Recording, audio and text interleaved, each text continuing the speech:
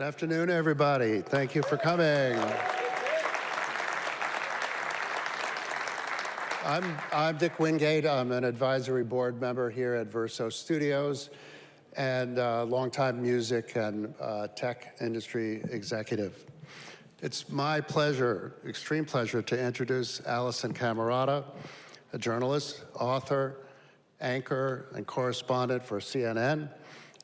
In her 3 decades of journalism, she's covered stories both nationally and internationally. She's earned 2 Emmy Awards and the prestigious Edward R. Murrow Award.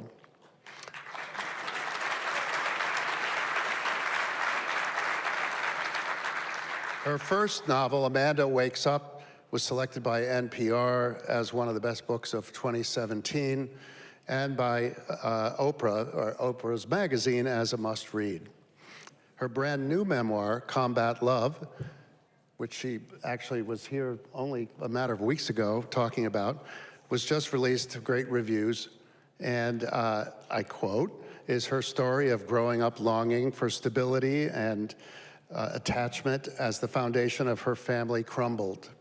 Set on the Jersey Shore in the free-range 1980s, Camerota finds the belonging she craves courtesy of a local punk rock band named Shrapnel. Some of you may remember this band, I do, and their diehard fans. Combat Love chronicles her misadventures at clubs like CBGB's and Max's Kansas City, coupled with the sex, drugs, and punk rock of the New Jersey 1980s. And by the time she leaves home at 16, it feels like home had left her long ago. So we're thrilled to have Alisyn back here again at the Westport Library to interview the legendary drummer and rock and roll Hall of Famer, John Densmore.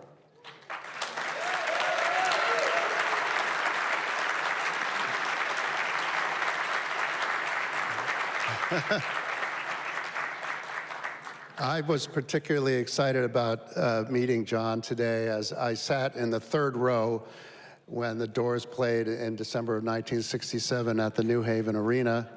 Very famously, it was the night that Jim Morrison was arrested on stage. And in fact, the only footage of that incident was shot by my best friend, also was 15 years old. You can find it on YouTube. So let's all welcome our Westport namer, Alisyn Camerota.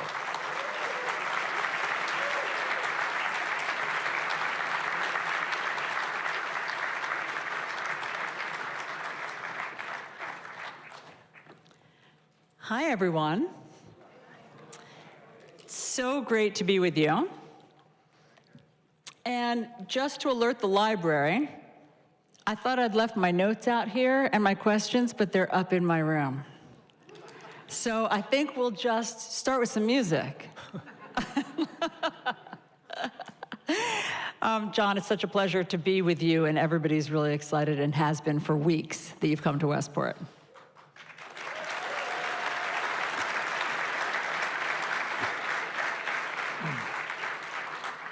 Alisyn.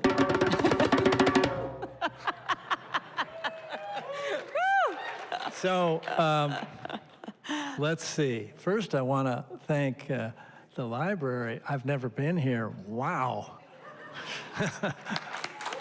Yeah. And I want to thank Alisyn ahead of time for grilling me. And Johnny from Carriage House Recording Studio loaned me this djembe. I was recording there a few days ago. Thank you, Johnny. I think that's about it. Mm-hmm. And thank all you. Yeah, great.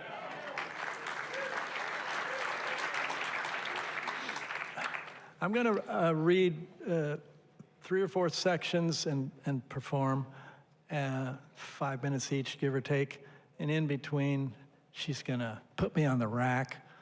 And, but the first thing I'm going to read is from my first book, Riders on the Storm. It's I want to set up the early time before the Doors got knocked off their hinges, and then also put back on their hinges. So that's what I'm up to. Sounds great. Let's do that. Is everybody in? Is everybody in? Ceremony's about to begin.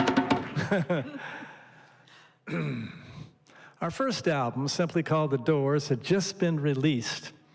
An existential album, as Ray had said in an interview, by four incredibly hungry young men striving and dying to make it and desperately wanting to get a good record out to the American public and wanting the public to like it.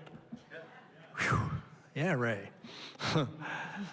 So we had no idea it was to become a classic, but something in my bones did tell me that Light My Fire was special. On each song, we tried every possible arrangement, and I felt the whole album was tight, and Jim was happy with the end, his dark, poetic stream of consciousness vision, accompanied by Robbie's sitar-like guitar. So when the album was released, each of the band members got 10 copies. I held off for a few days, and then finally played the album for my parents. I was very proud of it. I was just nervous about their reaction to a particular song called The End.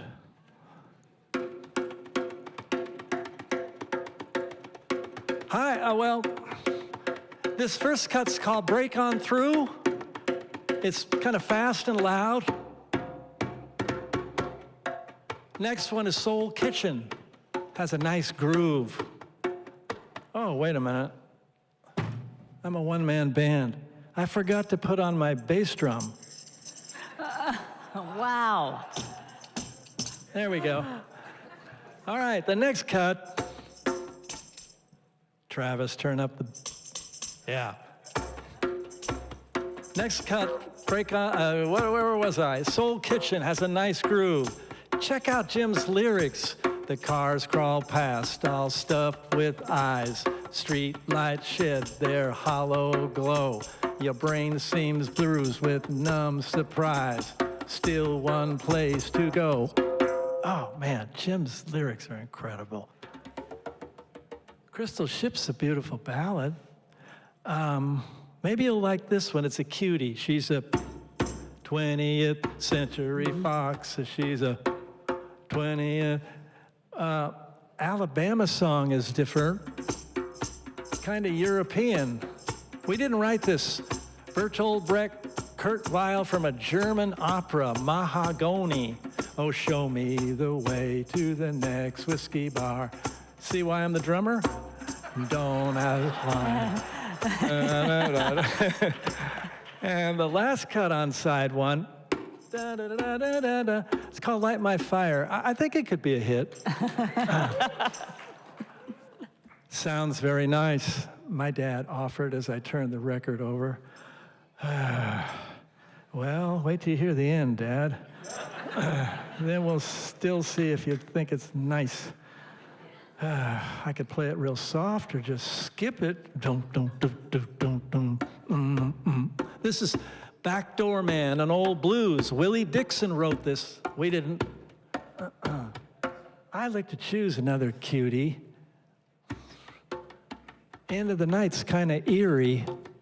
It's fun to create a mood around Jim's words. Take it as it comes. Jim got the title from one of Maharishi's teachers. Here goes. This is called The End. It's weird.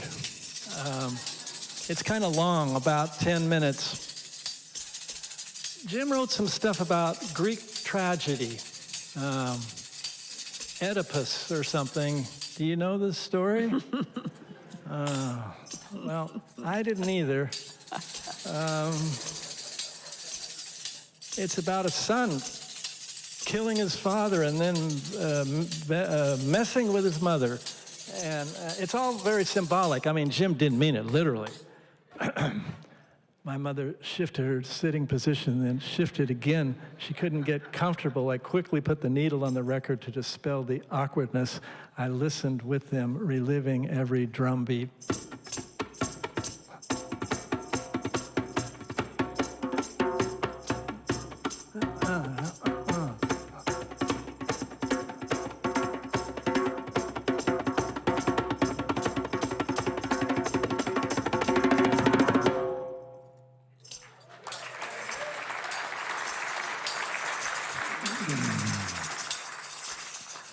When the listening party was over at my parents', we all sat silently for a few minutes, drained. My mother looked teary, my dad stoic. They complimented me cordially, and I left. Whew, that was over. That's so great, John. That's great.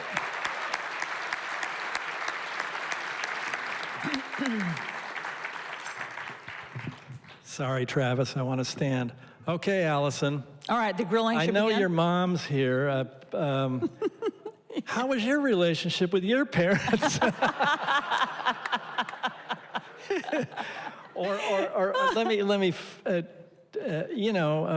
were they cool? You're going into journalism, or were they like, don't do that, or what? Oh, no, my parents were very cool with my choice for career. But were your parents cool with you becoming a musician? Was it just the end that was the problem?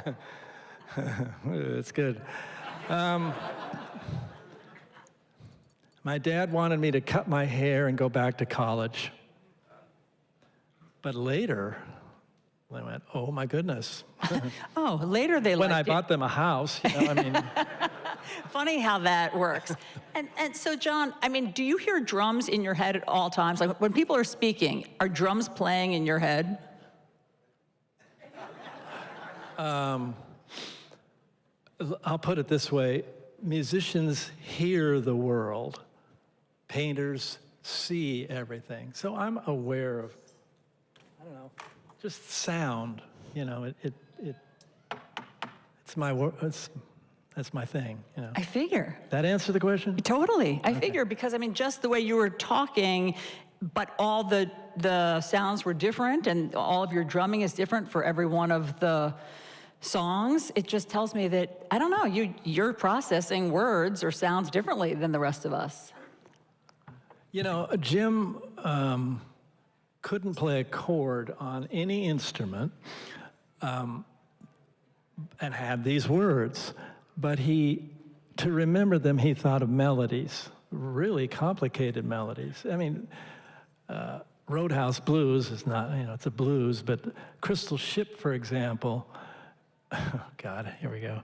Before you slip into unconscious, really complicated melodic. It was all in his head. I drum to the words and the sound. It tells me what to do. I don't know why. I mean, I studied drums as a kid, but that's what I just kind of know what to do when I hear words. It's amazing. So, do you have a favorite Doors song? Do you love that question? I love it. I hate it. Yeah, all of them. Really? Oh, okay. We worked really hard. I'm proud. There's a couple cuts I don't like. Light My Fire was really fun to play live because everyone was dancing and grooving, standing up. And then our encore was the end, which bludgeoned the audience. And they left quietly. And they took it home to chew on. So maybe that's more complimentary than a standing ovation. I don't know. But I mean, what makes you happiest to play then or now? Well, happiest. Light My Fire was happy. The end was like, oh my God, take a deep breath. We're going into the darkness and coming out. So, yeah. I've now read Unhinged, cover to cover, and it just seems to me that your so much of your life was devoted not only to music, but to the, true artistry and not selling out. And it's apparently really hard, I now know from reading your book, not to sell out.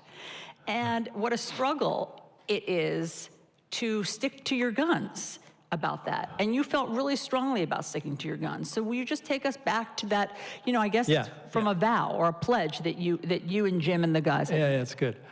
Well, let's see. Okay, so Light My Fire was #1 for 26 weeks, and it's been downhill ever since. But when we were rehearsing, Jim sat up on the couch one day and said, hey, listen, I don't want the lyrics to be by me. We created this together. I want everybody to share everything, all the money. The songs are all by the Doors.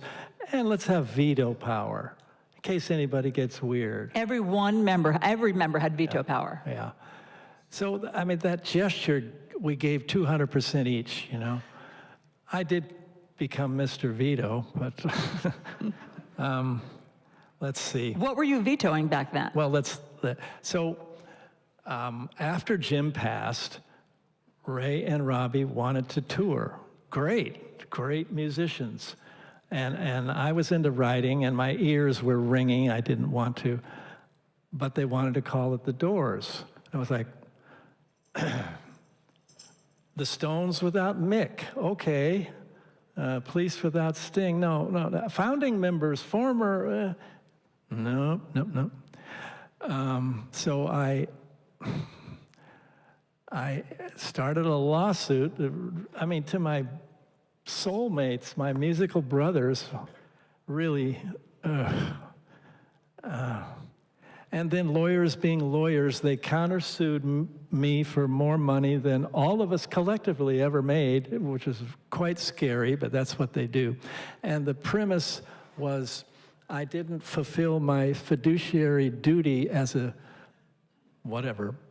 band member, businessman, or in okaying songs for, break on through to a new deodorant. Wait a minute. Love Me 2 Times. Robbie wrote Love Me 2 Times because I'm going away to Vietnam was his subtext. Not Love Me 2 Times because I just took Viagra. So.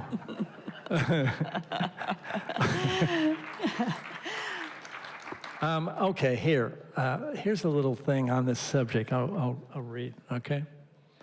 This is an interview with Pete Townsend, and then a letter that Tom Waits wrote to the editor of The Nation, because I wrote an article on this subject.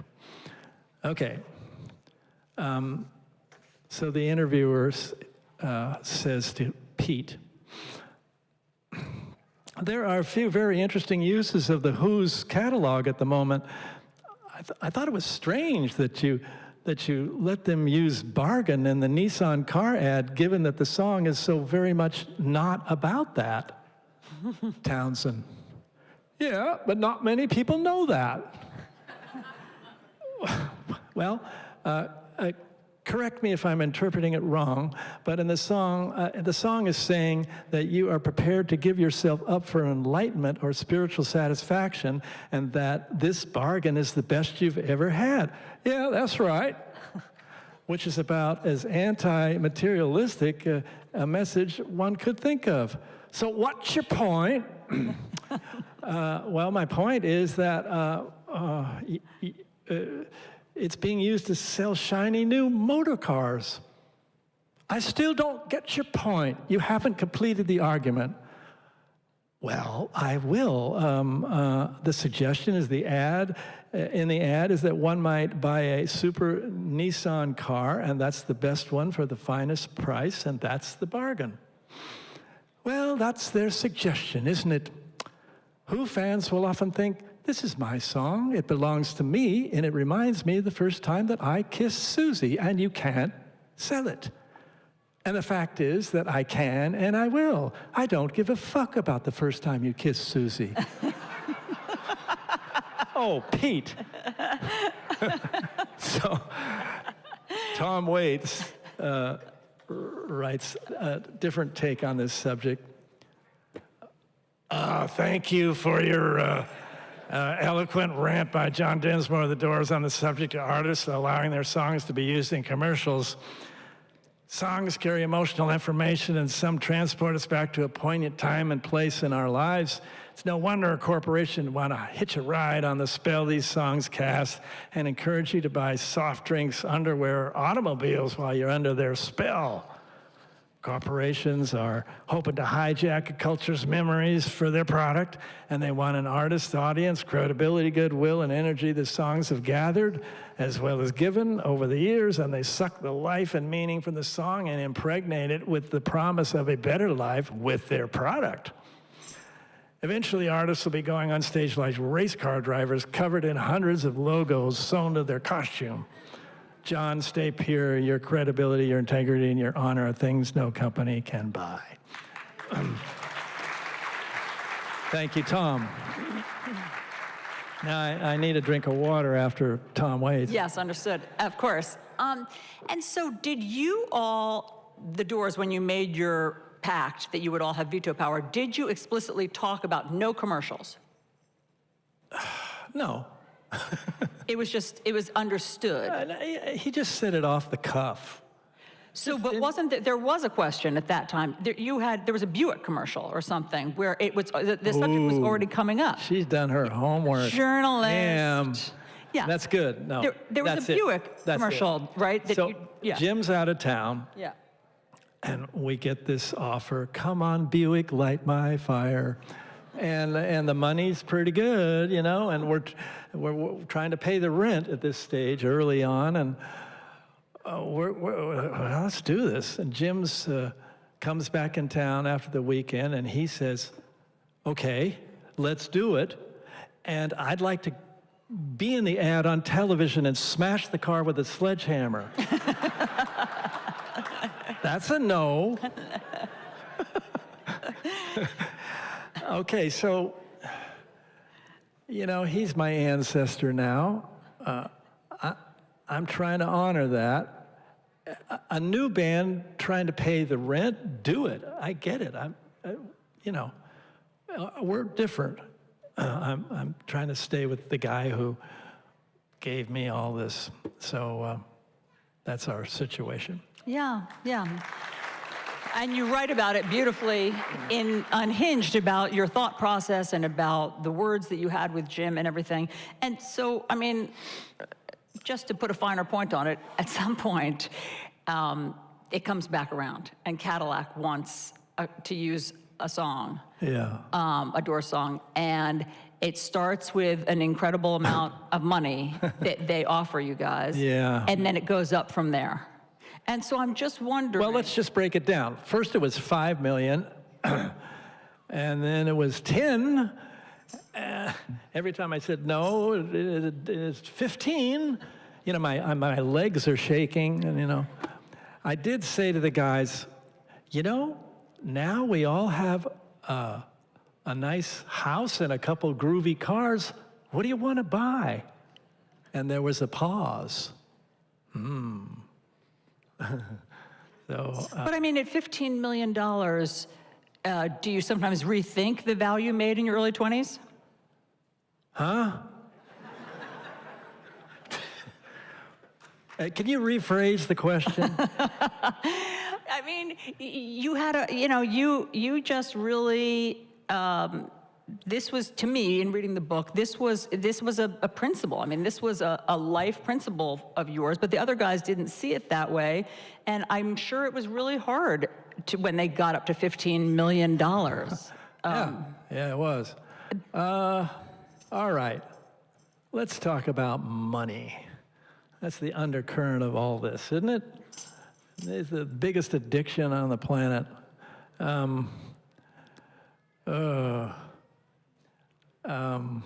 am I going to say about it? I don't know.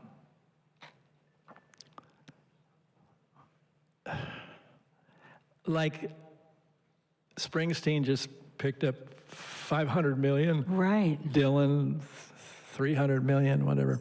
And, you know, at first you hear those numbers and you're like, Jesus, oh my God. Wait a minute, am I jealous? What's the problem here? And think a little further about it. And now, lately I've been thinking, well, now wait a minute. Money is an energy. It's not evil in itself, particularly. It's how you use it. Wow.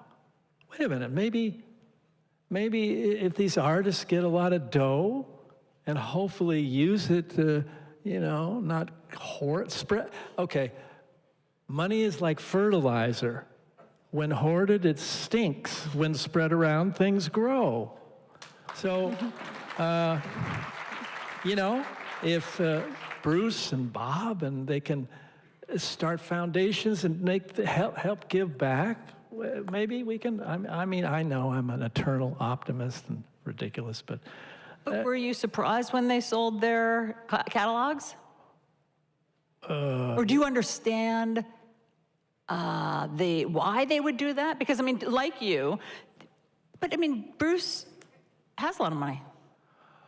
Why don't you ask him, Alisyn? You're a famous interviewer. That's true. Why don't I ask? I don't. You know, but I mean, I don't want to judge. I got to be careful here. Dylan's the greatest songwriter of the 20th century. You know, I mean, my God, not the greatest singer, but oh. Yeah. Yeah. I mean, and spoiler alert, I want everybody, of course, to read Unhinged, but spoiler alert, this was a really protracted legal battle. You stuck to your guns, and you won.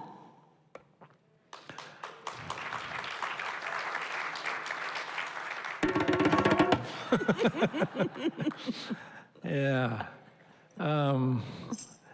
All right, let's change the subject. All right. Okay?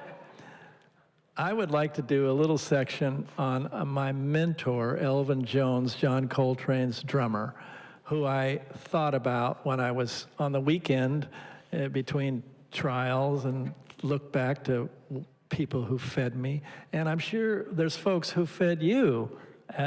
You want to give me any? No. Or after? All right. We want to hear your motivation.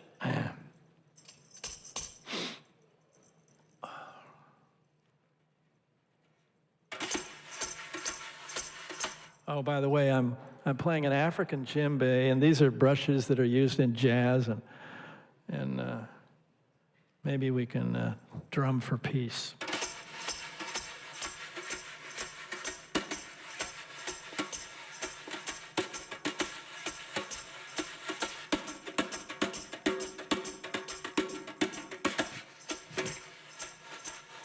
My mentor, Elvin Jones, my main man, the polyrhythmic jazz machine behind John Coltrane, broke on through to the other side on May 18th, 2004.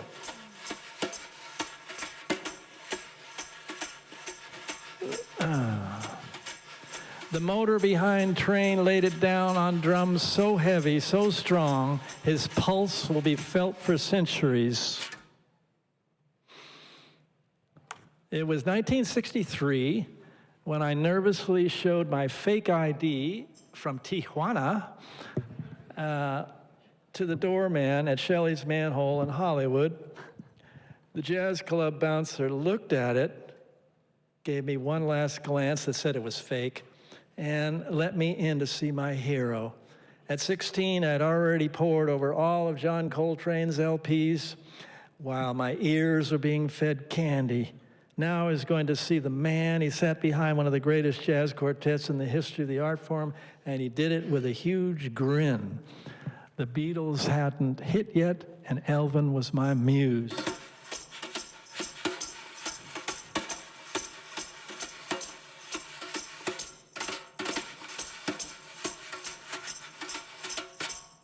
Between sets at the famous Manhole Jazz Club, I went back to the bathroom, not because I had to relieve myself, but it was next to the dressing room, and I could hear them on the other side of the wall.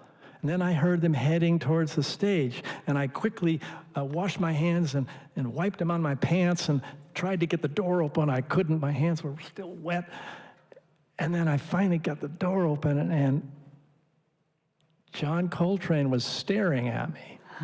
Oh, okay. Well, it's free, you know. And then he just sort of went towards the stage, and everybody kind of was quiet when he passed. But then Elvin smiled at me.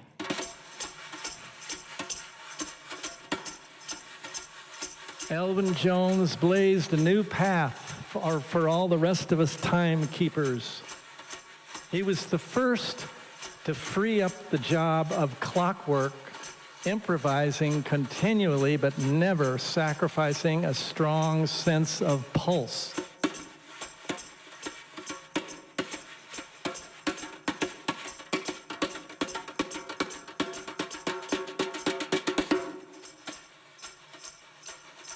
He churned rhythms like an egg beater, served up multi-meals every 4 bars.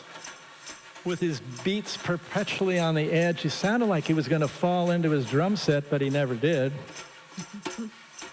His constant conversation with John Coltrane later inspired me to have a dialogue with Jim Morrison in When the Music's Over. Oh, when the music, oh. Once again, not the singer, and the music, oh. Turn out the lights, turn out the lights.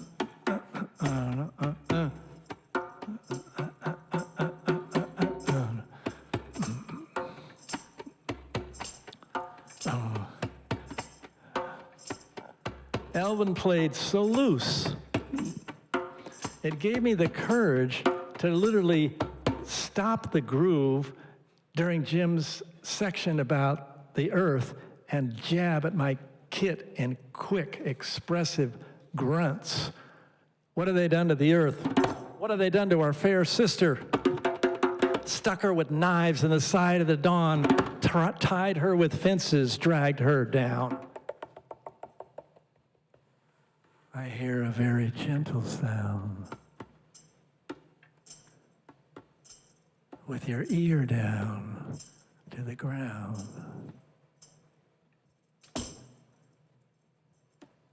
We want the world and we want it. We want the world and we want it. We want the world and we want it. We want the world and we want it. Now. Now. Now.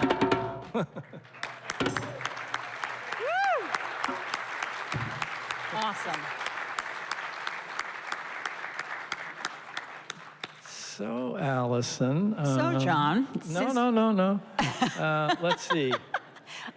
You know, some reporters that you admired, aspired to be like, or whatever. John, I'm interviewing you. I don't.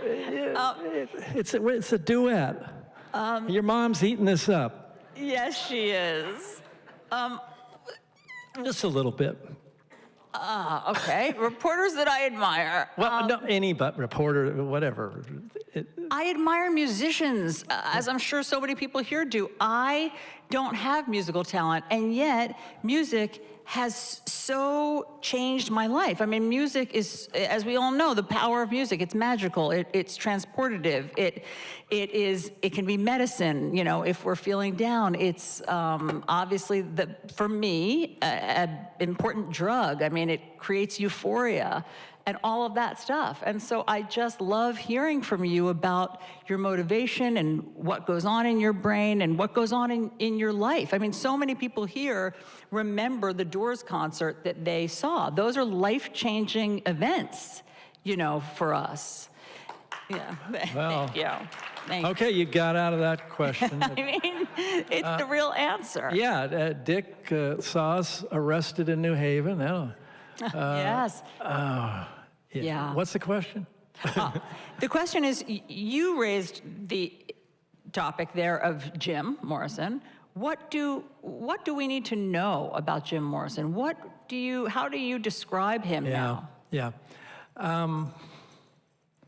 Creativity doesn't necessarily come in the package of artistry and self-destruction. Picasso lived to 90, right? In Jim's case, the 27 Club. So weird. You know about that? It's odd. Jimmy, Janis, Amy Winehouse, Kurt Cobain, all 27. Okay, so the Africans, a long time ago, thousands of years ago, had a concept called Latima, where the elders would watch over the youth, because they're in a volatile period, and it was between 14 and 27. They knew this thousands of years ago. So think about it. In your early 20s, you're immortal. You'll never die. You can do anything.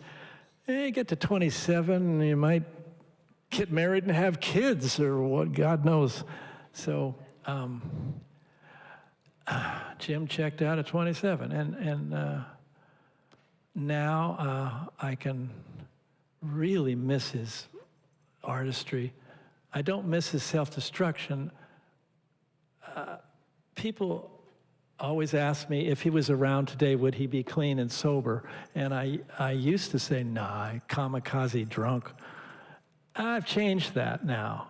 It wasn't cool then. I mean, AA was around, but Eric Clapton, Eminem, a great, angry, creative guy. Jim would have cleaned up, and I want that to be out there for folks. I'll be 80 in December. Holy shit! Oh my God. It's nice to be an example of different roads. I read that you said that you were angry with him for a long time, and are you still? I wouldn't say angry. I would say it was hard for a few years for me to grieve because it was such a struggle. I was just a kid. I knew there was an elephant in the room, and there was elephant shit everywhere, but I didn't know how to. No one's going to change. You can tell them to, but they got to switch inside. And he was a shooting star, hell-bent on 27 years. Yeah. Okay, lightning round of a couple of Doors questions. So you sort of told us your favorite Doors song. You told us what you like you told us you like all of them, actually. They're all your favorites. Okay, do you have this? I crowdsourced this before today. I asked some of my friends and relatives some questions, and here's one. Do you have a favorite cover of a Doors song? Oh, good. So it's flattering to be covered. The royalties are tasty. But Echo and the Bunnymen did People Are Strange just like we did it. Jose Feliciano turns Light My Fire into a ballad, an entirely different approach. And we went, wow. You liked it? Really cool, yeah. Whereas, if you're going to kind of copy, if it's not better, then what are you doing, kind of so. Right. With Weezer, when they redid the Africa, their cover of Toto's Africa, it's indistinguishable. So why, is my question to you. Great song's a great song, I guess. Yeah. Okay, so you like Jose Feliciano? Very much, yeah. Is that the favorite? Jim liked it. Jim liked it? I don't know, he was kind of soulful. Jim liked Frank Sinatra. Just the phrasing. It's like a jazz singer, or is. So, yeah. I listened today to Touch Me. Oh. Because I've always loved that song. I've always loved it. And I was telling my mom, this is a total aside, but one of my memories of in high school, and it's just such a typical high school memory. I was going into biology class in eighth period. I was a freshman, and the class stoner was standing in front of, in the doorway, blocking our entrance. And he said, come on, now touch me, baby. And I said, move over, Sean. Great story. And like, that's just how embedded your music is in just all of our lives. Like, you know, we all laughed at the stoner singing that and blocking our way. And so I listened to it again, and that song is great, number one, but it's also such a meld. It's like an amalgam of a lot of different songs. It's almost old-fashioned in some of its places, its melody. Its influences were interesting. You know, it was kind of the Soft Parade, which that song is on. Sergeant Pepper was out, and we were like, oh my God. Let's try, you know. Well, actually, Ray and I had talked about some kind of jazz seeping in because we were real fans. And let's try some horns and strings and the big thing. And, you know, the critics kind of nailed us for changing our precious sound. That's what happens. But Alisyn Touch Me was number one. I have good taste. So, As you guys. Yeah. But, and then we did that, and we got so obsessive, we spent tons of money and did, oh God, 20 takes on every song, whereas the first album was made in a few weeks. But going through that, we got to Morrison Hotel and LA Woman, which were back to the garage and done quick, just like the beginning, like a bookend. And we got back to our roots. And so if we hadn't gone through that, we wouldn't have gone there. So, That's very cool. That's cool. So you took the long way around back to the beginning. Okay, do you have a memory of a particular live show, not just the arrest? What sticks with you of your live shows? What was particularly eventful or memorable? You know, Madison Square Garden, of course, mass adulation, that's wonderful. Although after that, after we had our first giant concert like that, Jim said, right after, backstage, well, we've done that. Why don't we go to an island and start over? This guy, I mean, you know, he didn't have a house. He did have a Shelby Mustang, but he also didn't even have a wallet. He kept his license and a credit card between some cardboard, and he's at the Alta Cienega Motel, and we're you know, buying houses. He had a different track. Yeah. I lost my point. Well, but I want to ask you. I want to drill down on that for a second. The fact that he said, "Okay, we did that big Madison Square Garden. That's great. Now we can go to an island." Oh, what does that mean? Here it is. Okay. Sorry. Okay, so that was great, but most exciting was like maybe small Philharmonic halls, second bill to some band. So we go, wow, we've been in clubs slaving away. The train is leaving the station. We're going to make a living playing music. Oh my God, this is, that was like, whew. Yeah. I mean, there's nothing cooler. So so Madison Square Garden was very cool. Was that when you harken back to like the great live show, is that what you go back to for you? Yeah, I love the Fillmores. It's the Fillmore East and the Lower East Side and Fillmore West in San Francisco.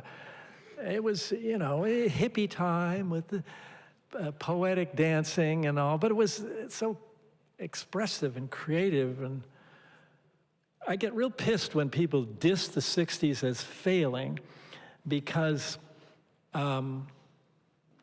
the seeds of civil rights, feminism, peace, all that stuff were planted. These are big seeds. They take maybe 100 years for full fruition. So stop dissing and get out your watering can.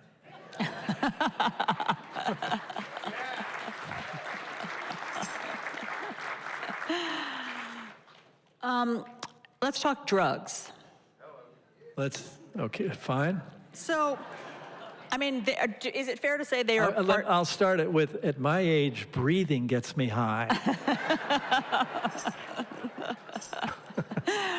I mean, is it fair to say they're part and parcel of the Doors experience, and the Doors wouldn't have been the same band or the same songs without psychedelics? What are you trying to get me to say that? Nothing. I mean, whatever you want to say about it. Good. No, it's a good subject. Impressive.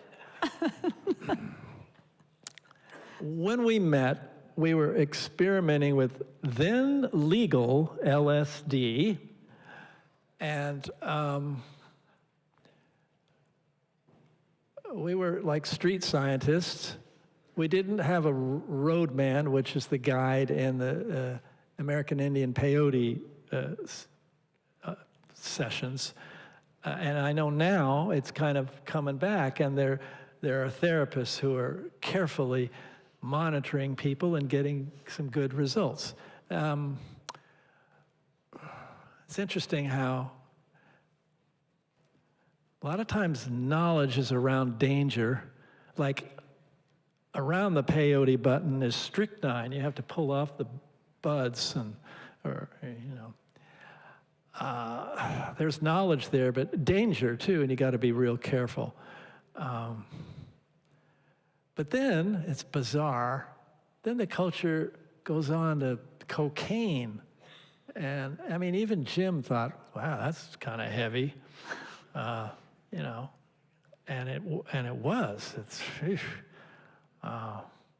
So, excuse me, Nancy Reagan's phrase, just say no, is simplistic.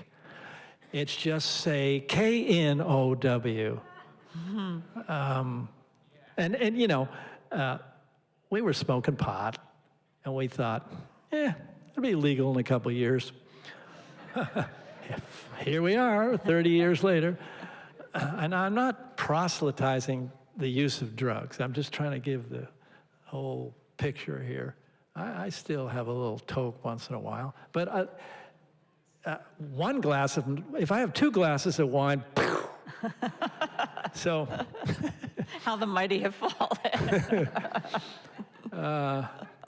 Yeah.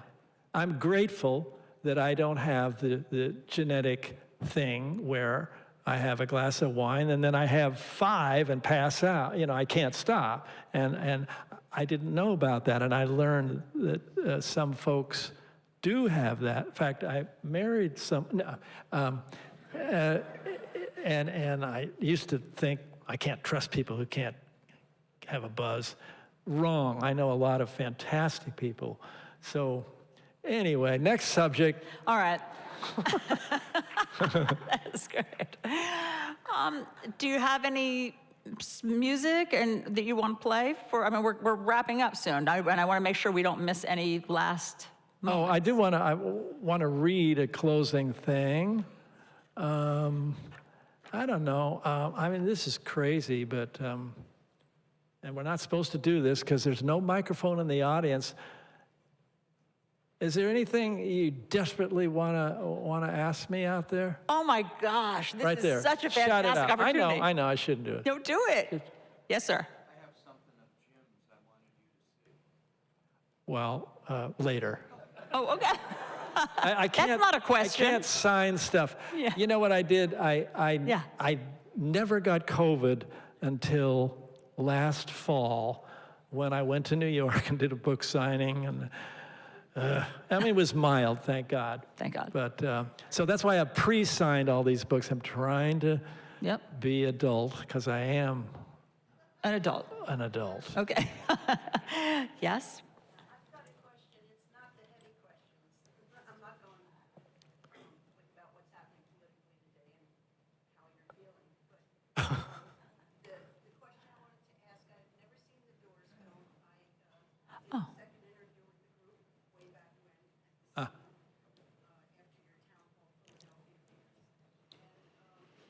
Come on, edit. I wanted to see, I haven't seen the Doors film, I won't see it. What did you think? Okay, so here's the question, because so that I can capture it from the microphone.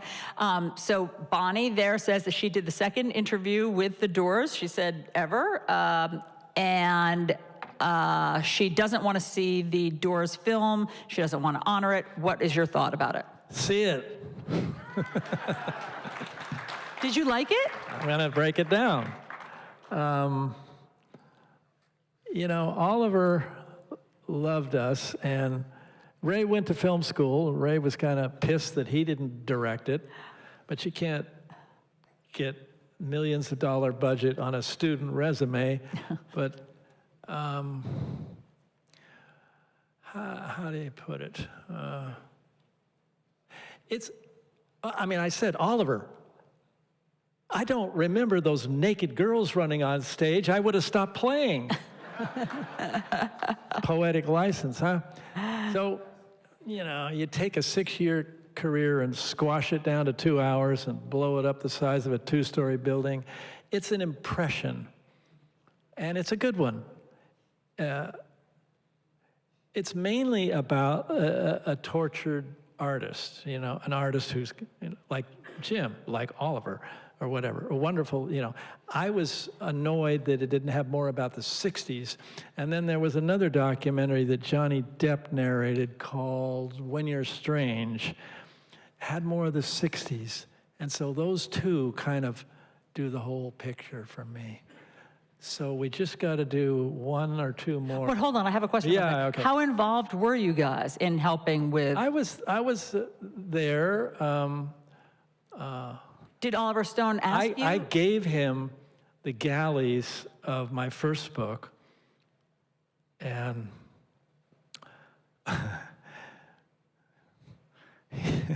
he took so much. I asked him for writer credit, but there was a writer on it before it got to him. So instead of 15%, it was 30%. I knew I would never get it.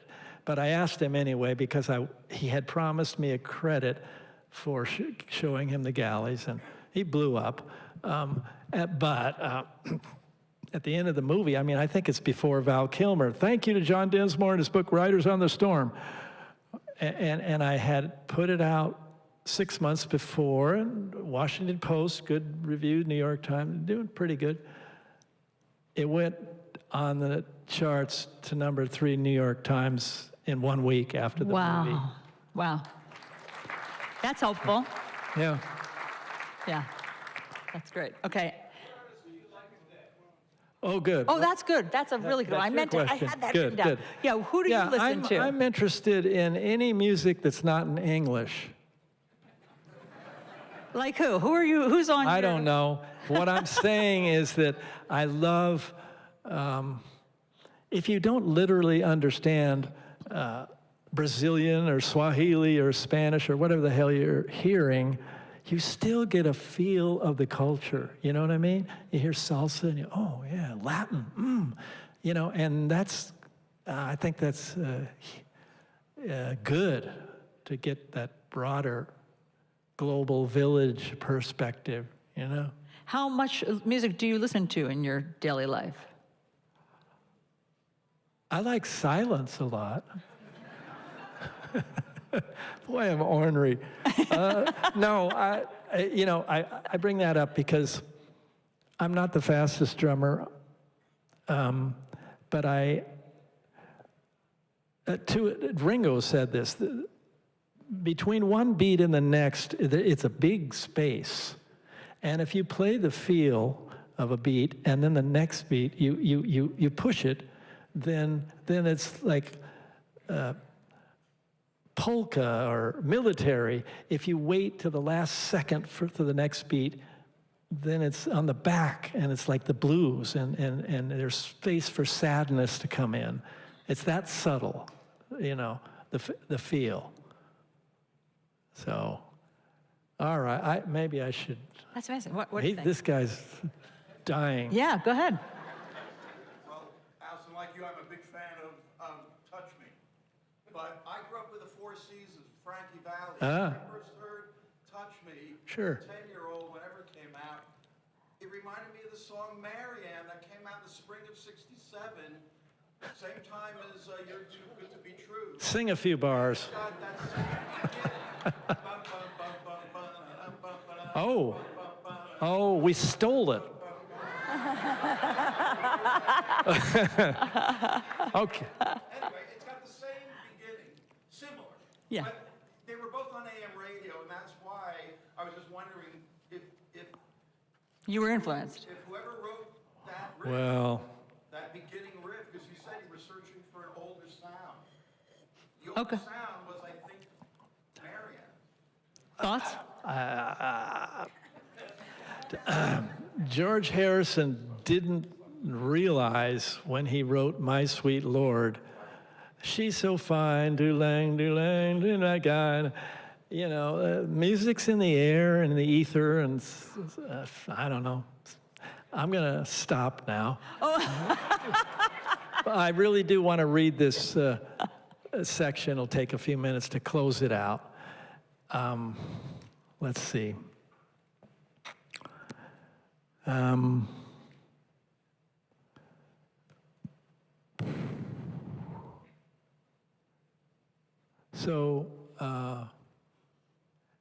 I wrote a letter to Jim when I was at Père Lachaise, where he's buried in France. I went back, first time I went there, I went back to the hotel and I wrote a letter to him as if he could hear it. And then being a writer, Alisyn, I got this idea, hey, I could use this technique throughout the book and drop it in and just say stuff to him that as a then 40-year-old, I would like to say, because I'm getting smarter, and he was so friggin' smart, it was like frightening. I mean, musically, I knew how to accompany him, but I verbally, literary, you know, he's read every book on the planet. Now I am voracious for vocabulary, and it's my new passion. So anyway, the end of this book, The Unhinged, I wrote a letter to Ray and Robbie. So here it goes.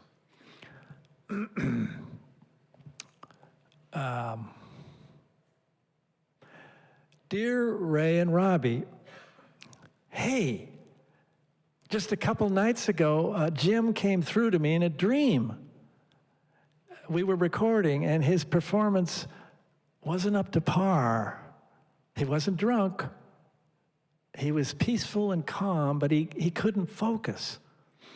And he was apologetic about it. He was sorry. I'm sorry, too. Sorry it was so hard for us to support his vision, and I'm sorry that our road has become one of separation from the brothers and bandmates I grew up with. Sorry was the feeling I got from Jim's dream, but he had no regrets. Sorry, but not sorry.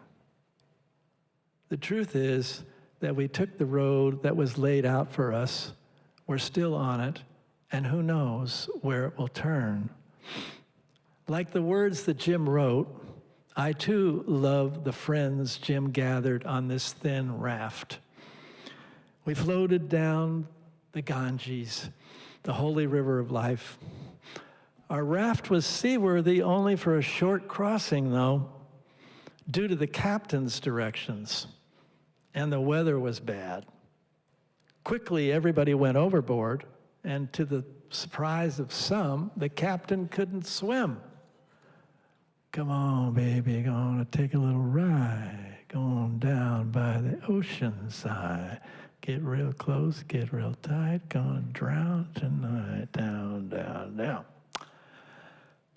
When I confronted Jim about his drug and alcohol use, it was my effort to throw him a life vest, but he wasn't interested. Fate had been written, and he followed it to his destiny. The destiny of us three remaining sailors isn't finished.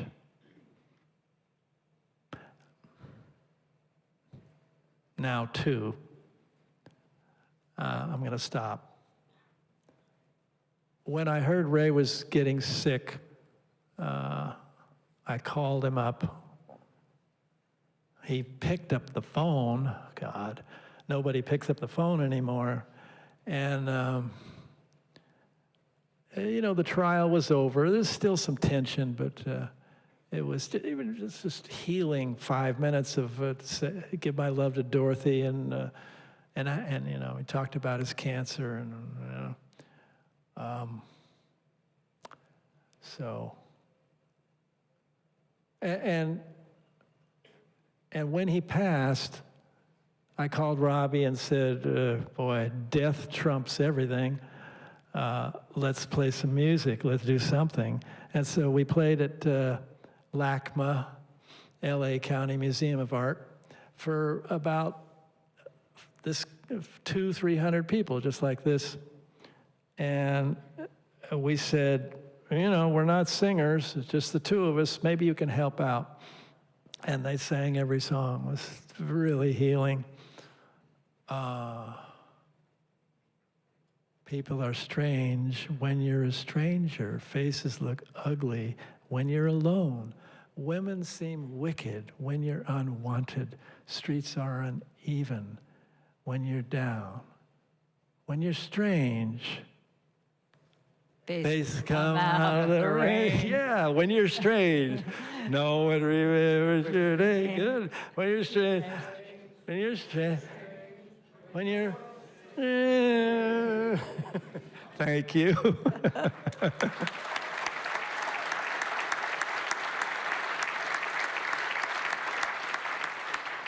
So just to finish this out, fate is still pushing us around, and hopefully forgiveness is in the wings.